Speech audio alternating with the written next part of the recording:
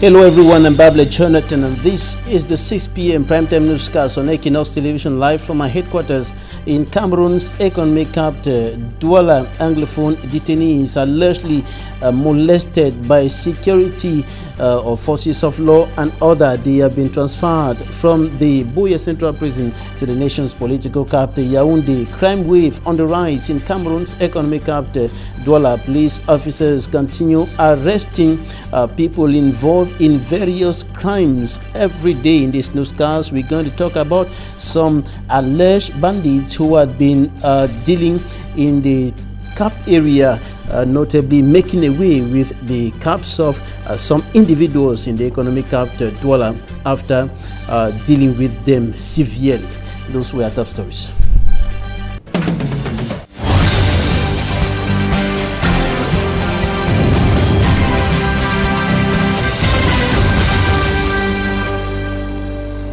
Thanks for joining us in this edition of the news on Equinox Television. Some 18 detainees transferred from the Buea Central Prison in the southwest region of the country to the Kondengui Maximum Security Prison in the nation's political capital, Yaoundé, have been allegedly molested by prison guards. This was disclosed by a barrister at law, as we hear in the following report compiled by For Armstrong Sanda.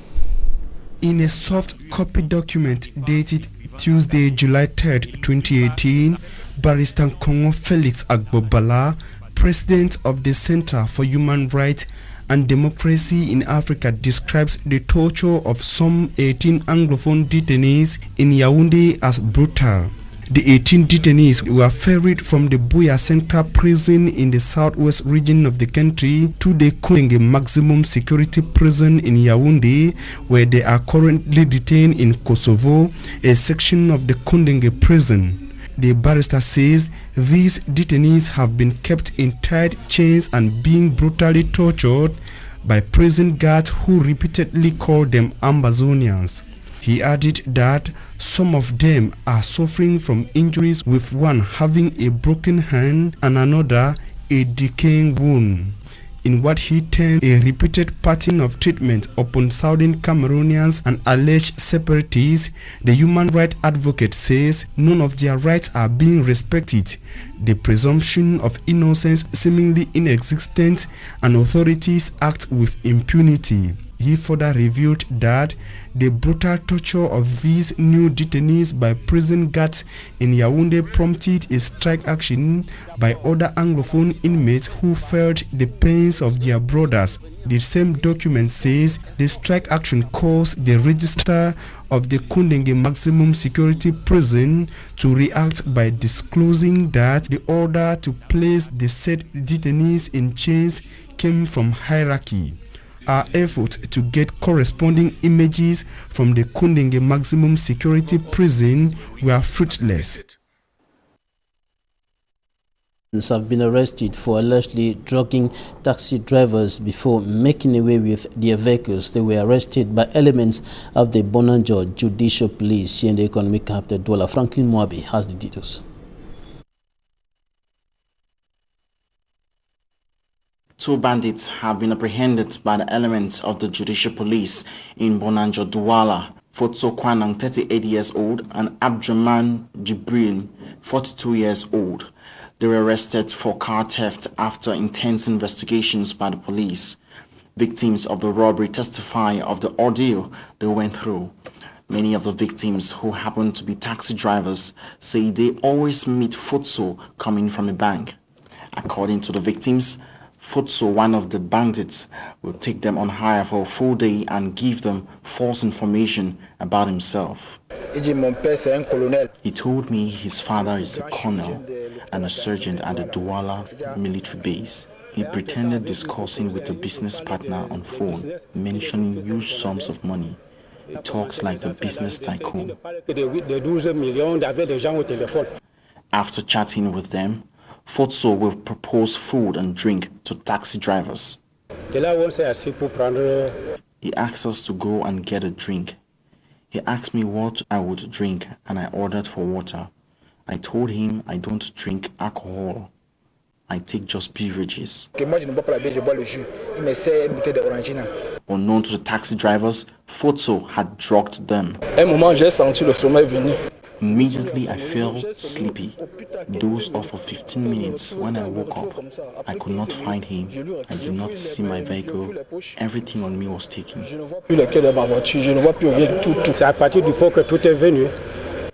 It was at the drinking spot that I lost consciousness, and he made away with my car key and my phone.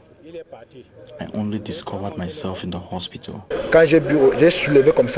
After I took a sip, I only recovered fully 1 week after to find out that my car, driver's license and car documents had disappeared.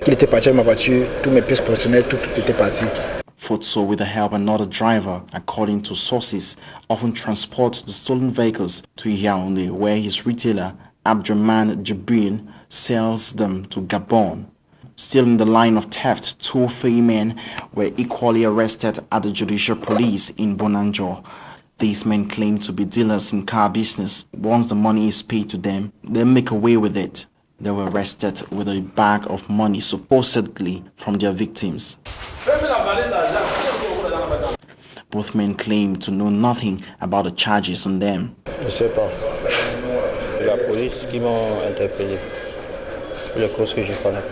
Many persons remain bewildered and others raising eyebrows as to how those stolen vehicles cross all police checkpoints to Yaoundé and then Gabon without appropriate documents.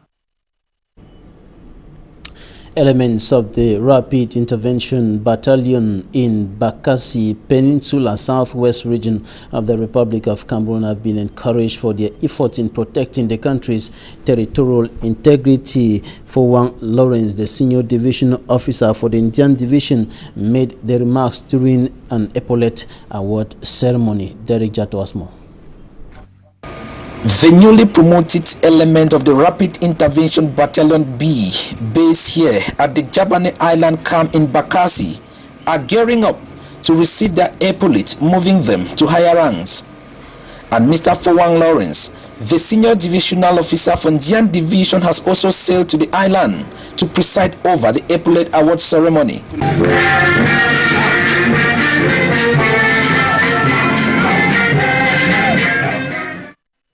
And after reading both the presidential decree and the ministerial decision confirming the state recognition and reward of hard work that saw 15 sergeants and 4 officers moved to higher ranks, the ritual was performed, and to the laureate, they are aware of the huge responsibility and that which they will not fail. It's often said that responsibility given to a man, the responsibility that is given to a man is equal to his task.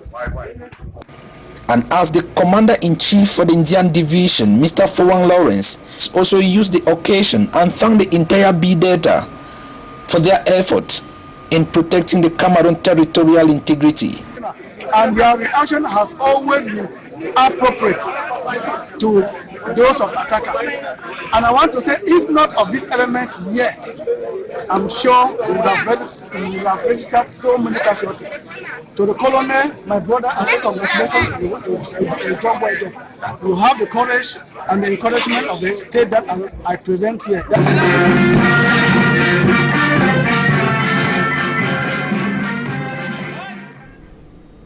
Derek Jato reporting.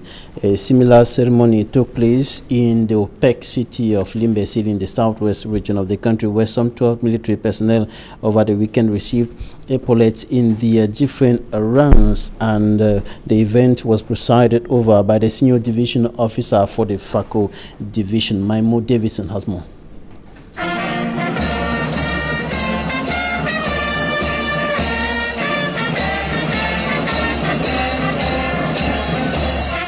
Taking place at the Manga Williams Avenue amidst tight security due to the ongoing Anglophone crisis on Sunday the 1st of July.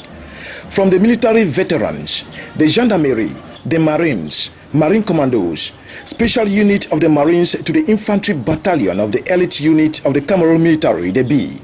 They all answered present as demanded by military regulations to grace the occasion. The highest ranking officer awarded is a staff sergeant, followed by 2 senior warrant officers, 1 warrant officer, and 8 non-commissioned officers, giving a total of 12 military personnel awarded epaulet of different ranks and files.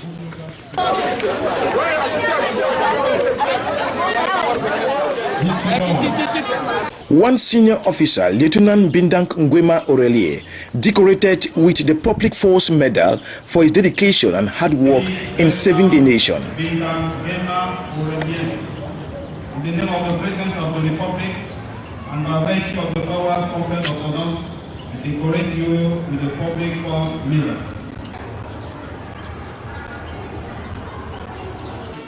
The ceremony presided at by the Senior Divisional Officer for FACO, Ngamba Emmanuel Odo, supervised by the Commander of the Military Garrison in Limbe, Lieutenant Colonel Sone Emmanuel from the Naval Base, saw the troops commanded by Commander Amugu Jean-Marie from the elite unit of the Cameroon military, the B.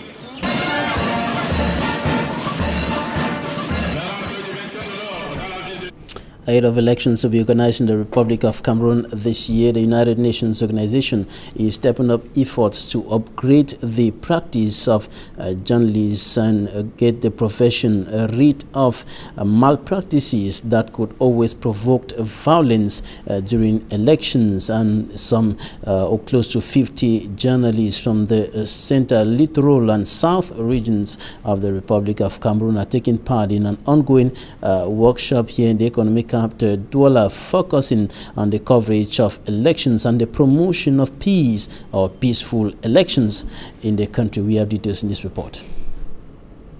Practice of journalism in Cameroon is punctured by several irregularities and flaws committed by some practitioners in the discharge of their duties, and the result is partisan reporting in violation of core principles like objectivity, balance, equity, and truth. Since the beginning of the multi-party politics in Cameroon, you bear witness with me that our media landscape one time became more of supporters than reporters.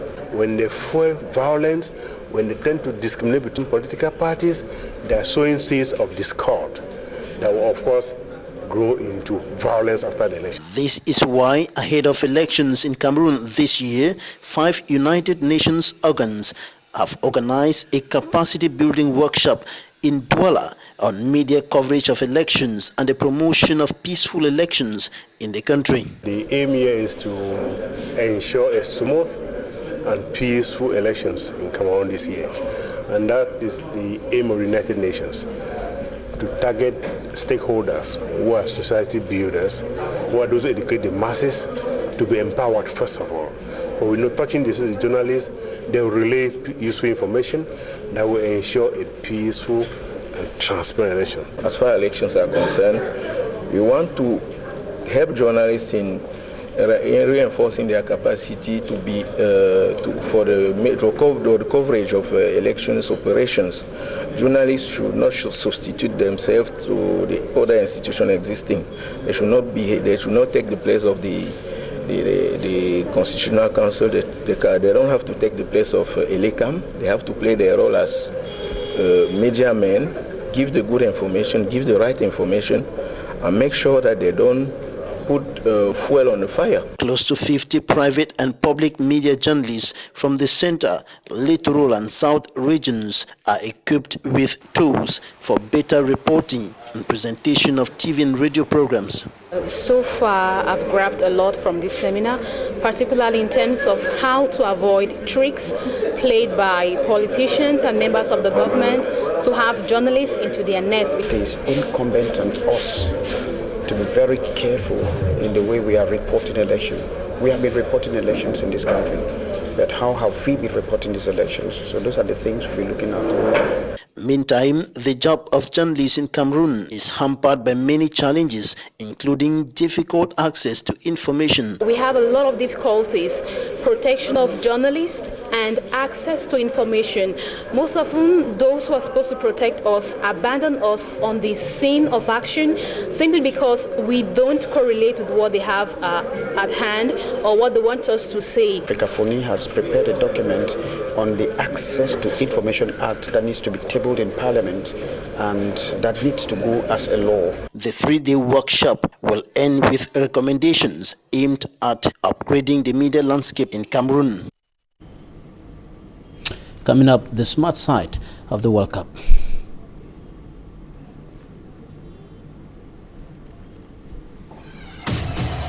Welcome to the smart side of the ongoing 2018 FIFA World Cup in Russia. Smanji Kangebre, you're welcome. Good evening, Babila, and good evening to the numerous televiewers who are watching us this moment out there. I don't know where they are looking, but there are so many of them watching. We'll begin with yesterday's encounter, England versus Colombia. Yes, England versus Colombia. We came here on set when the first match of the day, Sweden-Switzerland, finished. But England versus Colombia was the last quarterfinals, or say knockout match that was played yesterday. And it was a very, very combative game. It was a very, very mouth-watering encounter. Harry Kane was the first person to hit in a goal for England. And of course, we had the Colombian side that also equalized after the Hurricanes goal. And just to note, that goal for Colombia came in the dying minute of the game. That was some few minutes to the end of the game. It was a happy moment for this man, James Rodriguez, who was sitting back, and when the goal finally came, he was a happy man. But when the first half ended and even extra time, it was 1-1. They had to go to penalty shootout, and penalty shootout, it was Colombia 3 and England 4. It was a happy Three Lions team that ran to be happy, after the victory. James Rodriguez, very frustrated. Fans of Mexico, Colombia, also frustrated, while fans of England were so happy at the end of that game. So the game ended in favor of England, 1-1 on regular play time, and of course it was England that continued on that tournament. Now there is one main man we are going to talk about this evening. He is none other than Harry Kane, who has been making a lot of news out there. Harry Kane should be recalled. He is one of those persons who has made a lot of news. He is now the first player to score 3 penalties during a single edition of the World Cup. The only person to have done this was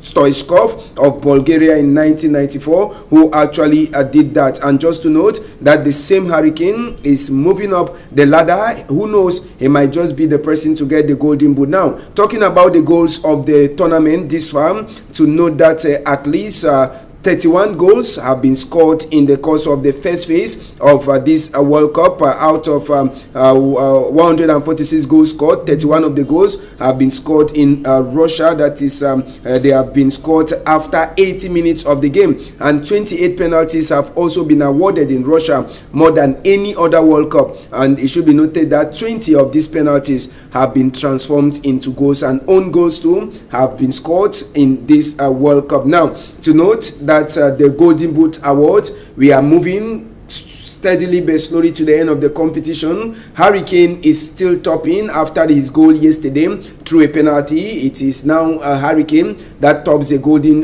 Boot, the road to the Golden Boot, with 6 goals. Romelu Lukaku is still behind. He's still in the competition with 4 goals, but Cristiano Ronaldo is already out of the competition with 4 goals. So those are the top 3 strikers of the World Cup, though 2 are still in competition. 1 is out of the competition. Now, there was one great guy who made England very, very successful yesterday. He is called Jordan Pickford. Jordan Pickford is the goalkeeper of England.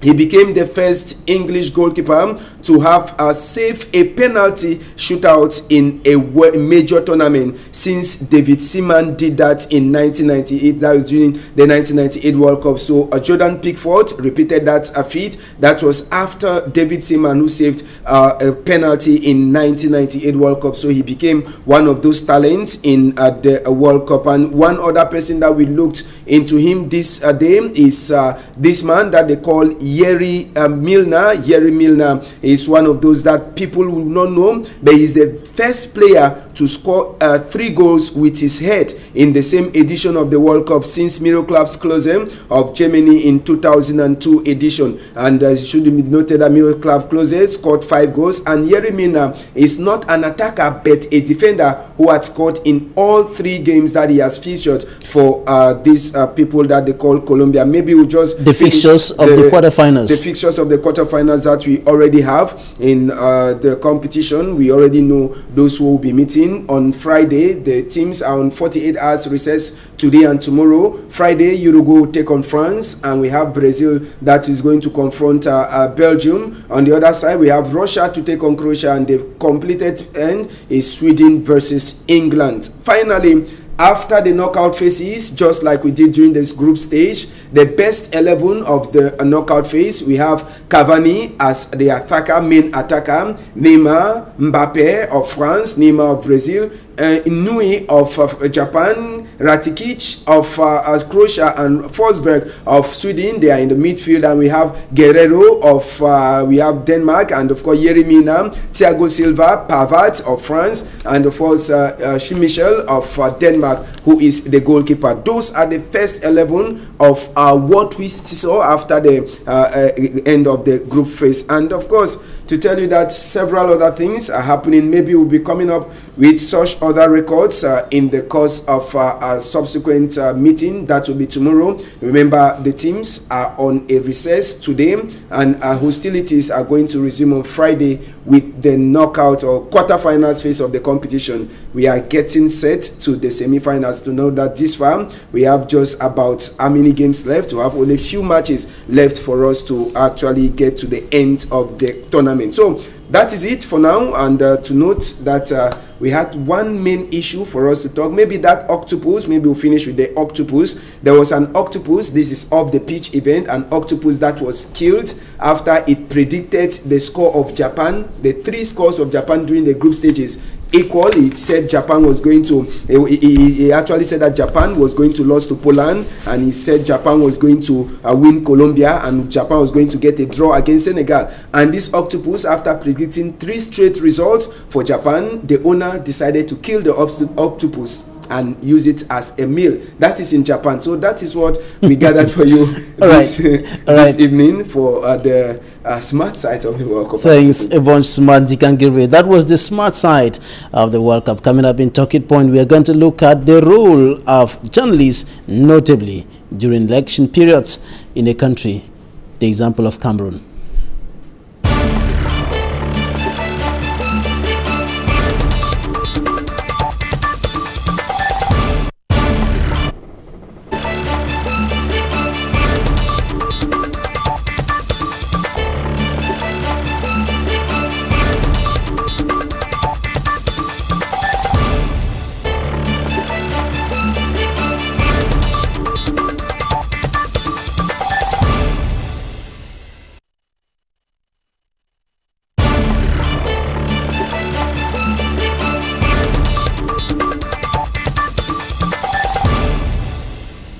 Thanks for joining us in Talking Point. I told you earlier that we're going to take a look at the crucial role of media practitioners during election periods in countries. Notably, in this case, we're going to be talking about Cameroon, that will be organizing some elections this year. And after the postponement of the legislative elections, perhaps the presidential and the municipal elections, and maybe the regional elections will be organized this year. And in this edition of the news, we are receiving in Talking Point Jean Njita. He is the National Information Officer for the United Nations Information Center in Yaoundé, the nation's political capital.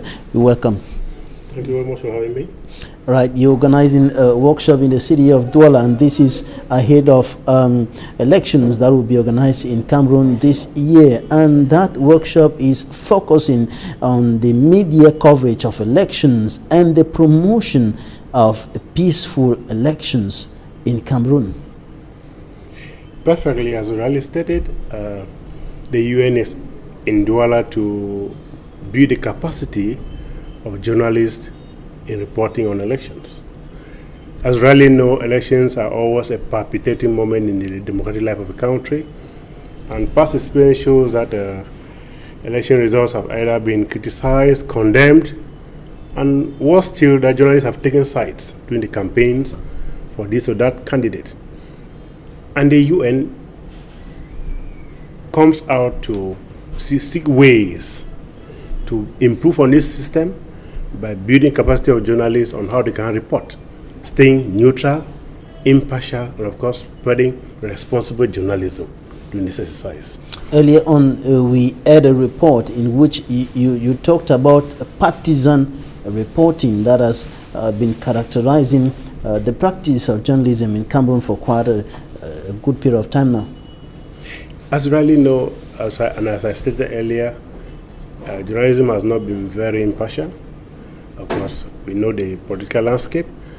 We at the United Nations, we thought it's good to get everybody on a flat terrain where the journalist does just his or her own job of that of being a media practitioner to build a society, to educate the society on what elections are supposed to be, on talking with every stakeholder, be them politicians, the public, and of course, anybody involved in the process. That the process is supposed to be neutral, it's supposed to be transparent. Because this is the aim of the United Nations, and it is founded on the Sustainable Development Goal number 16, which calls for peace, access to justice, and of course, strong institutions. Now, you're talking about journalists doing their job and only their job, particularly during elections. And I want to ask you the question, what is expected of a journalist? Talking about some guidelines, rules that are supposed to be respected by journalists in their coverage of elections. Journalists, as you rightly know, are first of all professionals who are trained with a code of conduct, which is called the ethics of the profession.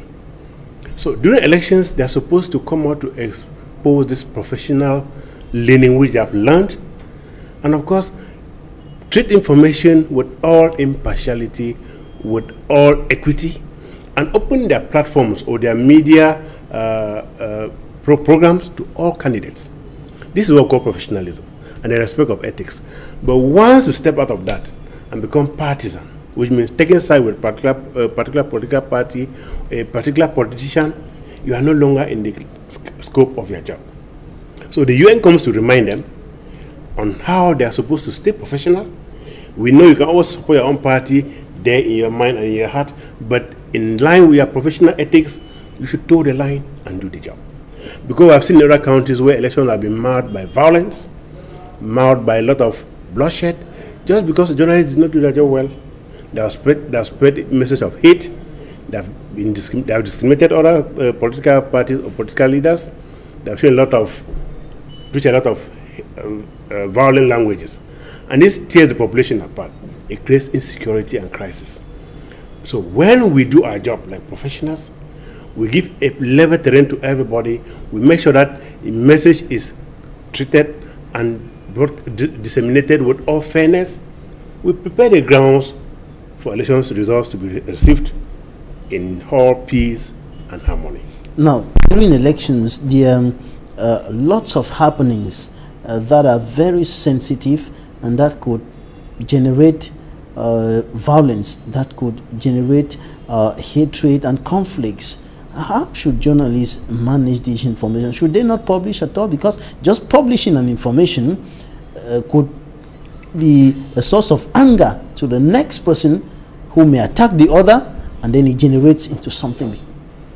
We always say facts are very stubborn. In presenting facts, let the facts be the facts. Even we know we're in the era of social media, where journalists are not only working with traditional media. Even right there, if the information is verified and proven to be factual, if you process it with all transparency and professionalism, even those who are attacking or criticizing you, they will see that you are just doing your job. And there, for professionally, you are covered. But when you step out of this ethos, that's where the trouble comes. And we say, like educators, like those who mold the society, and give it an opinion, let them use this forum or platform to build a new public that will be accompanying the various political stakeholders during election periods, to make sure that after elections, we should all, like a people, accept results and, of course, cheer the winners. And talking about facts and the responsibility of journalists, are there some facts during elections that should not be published with regards to what it may provoke? Let's say I'm a political campaigner or a political leader, and once I take you into my suit or in my team, by motivating you extra, by trying to woo you with some other gifts which are not in line with political ethics, then it means automatically who pays calls the tune. So once you call the tune, you can no longer be impartial. Once somebody is sponsoring what you are doing or writing or giving you what to write, you can no longer be impartial. In that case, we say professionals should shun any gifts. They should say no to any act of corruption, because once the soul is corrupted, you are impartial. And that is a seed that you are sowing, which tomorrow will be a major crisis. What about being transported to an event or a campaign, for example, by a political party? All of that are all measures which we know are creating rooms for so many mix-up in our system. A journal is supposed to cover a political meeting, yes, but deployed by the media house, not carried by the politician in his or her vehicle. Now, there you don't know what happens under the table or inside that car. We only say, let journalists do their job and have the political strength to stand and say no to any act of corruption. For the act that they commit now are drivers of violence tomorrow. Once they give in to any political pressure or political figure, they are not doing good to society out there. Now, is it advisable for a journalist to be a declared militant of a political party or even an official? We have some of them like that. Unfortunately, that's what is happening. And I say unfortunate because a journalist is supposed to be a reporter and not a supporter. You cannot report judiciously when you are supporting a candidate. Already we know your article will be biased. We know all you say, even on a platform like this, will not favor this or that party. So you cannot be a professional and you're a supporter. Because our job is to educate the public, is to teach the public on all these issues surrounding elections. That's why during the workshop, we invited officials from Elecam to redefine and explain to them what the electoral code says about elections. We brought staff from human rights to tell the various human rights of all those involved in elections. And of course, we have gender-sensitive areas. We want women to be very, very active in these elections henceforth, to respect the 50-50 by 2030. Therefore, you cannot be a supporter and report judiciously. That way we are drawing attention to the fact that for them to do their job effectively, let them shun all that will mess up the environment around them. Are you saying that it is difficult and maybe impossible for a militant journalist to be objective, to be balanced in his reporting? I would even say it's impossible. We have seen the case of the famous Radio Colin. We have seen in other countries like DRC, where media houses and journalists are for one candidate.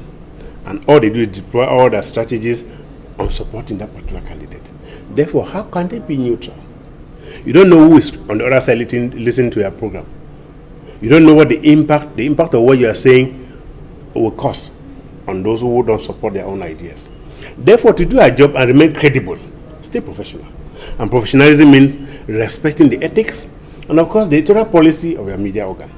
Once you are in line with these conditions, of course, everybody will tend to appreciate you like a professional, which you are, and not a supporter. So we still call on journalists to be reporters and not supporters. And this will go a long way to help achieve the objective of the United Nations, that of promoting peaceful elections, not only in Cameroon, but probably in other African countries as well. If it was not crucial Member states could not have included it in the Sustainable Development Goals, especially goal number 16. As you rightly know, the SDGs or Sustainable Development Goals were adopted in 2015 in New York by member states of the United Nations, following the post-2015 consultations that took place all over the world. And Cameroon was one of the countries that were used like for these consultations. Therefore, the capital importance of elections and peaceful elections in particular is just indispensable. We cannot downplay the impact of crisis, post-election crisis in Africa and other parts of the world. And it is not working well for anybody. You want to attain sustainable development by 2030, then we must fight against the drivers or those factors that can lead to crisis tomorrow. Once we preach peace, once we go in for smooth transition in all transparency, then people are there to the winners of elections, then we have made a progress. And that's the goal of the United Nations. Are you also thinking about other aspects that provoke crisis, violence during elections, like corruption and other factors like rigging of elections? That is why Sustainable Goal number 16 talks about peace, justice, and strong institutions. Strong institutions, which means everybody must be equal before the law. Institutions must be those that ensure transparent elections so that everybody accepts. Therefore, we should all say no to corruption. We should say no to bribery. We should say no to any act of violence. And we know that you, like journalists, who are the shapers of opinion, with the strength of your microphone, with the strength of your report in your newspaper columns, we can make progress. We can educate the public on how to maintain a peaceful environment during elections. We can also call the government to account on the action and the steps that they take to ensure that elections are fair, free, and transparent. All right, your last word before we go to journalists and maybe to government as well. Just to say that the UN is there to accompany the government to be sure that 2018 elections come and pass in a very peaceful, transparent, and of course, fair way. That we should all create that enabling environment whereby everybody, be them politicians, be them media practitioners, be them other actors of civil society, we all put our energies together to make sure Cameroon remains peaceful after this crucial 2018, which we all look forward to. Thanks very much, Jean Njita, National Information Officer in charge at the United Nations Information Center in Yaoundé, Cameroon. Thanks for coming. Thank you very much, Jonathan. It was a pleasure. Thanks, ladies and gentlemen, for staying with us. That's it for today. Goodbye.